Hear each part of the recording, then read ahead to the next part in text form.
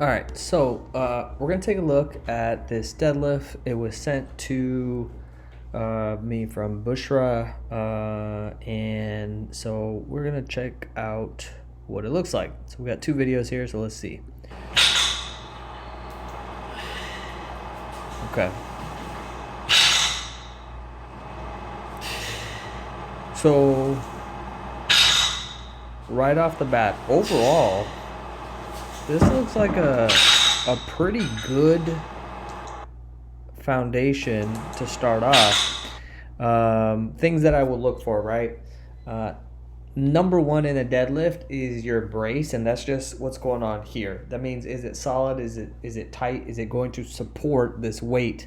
Because if it does not, you're going to feel it in all kinds of places that you don't want to feel it, right?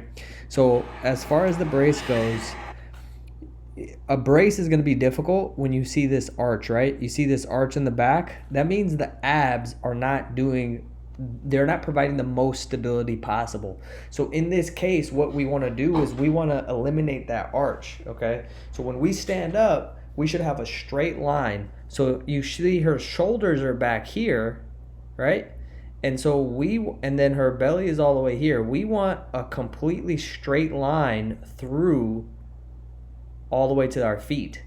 And the way we're going to do that is we're going to bring our rib cage down and brace here. So rather than this, I need to be here and then breathe into my belly, flex, and I need to hold this position the entire time. That means when I set up, I rib cage down, I stand up, and I bring it back down, and then I let my air out. And then I'm throughout that whole motion, I'm holding this position.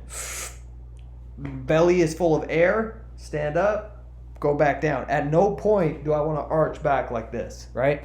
So the other thing that happens when you arch back like this is all of these muscles in the low back and so the low back and the hips are connected, and the abs and the glutes are connected. So the low back and the hips will get tight to provide stability for your spine, and it's not going to feel good. And who should be doing the job here is your abs and your glutes, but they can't do their job when you're arched in your back, right? So that's why the key here is bringing your rib cage down, and then when you stand up, your hips come all the way through and you can squeeze your butt, okay? Second thing, if you notice at the top, she lets out her air, right? And so we don't want to let that air out. See, you can hear it.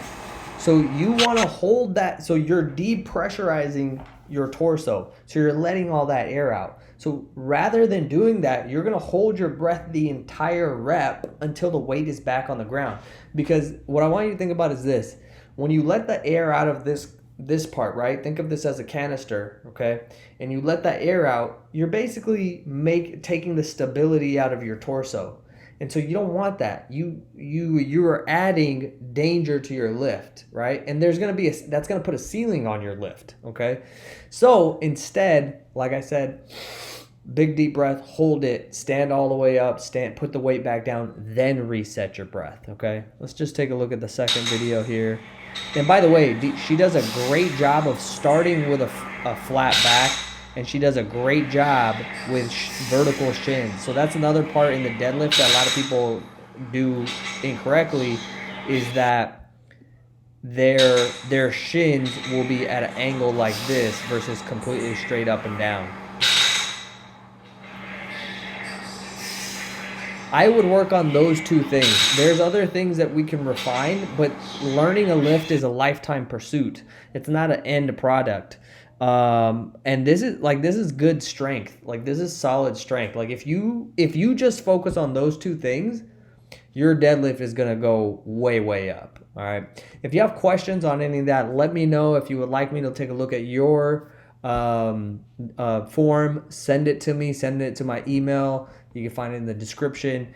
If you would like to work closer and be more focused in your own training and your own nutrition, send me an email. We can set up a time to talk. If this video was helpful, please like, comment, and subscribe. I appreciate you. Thank you very much.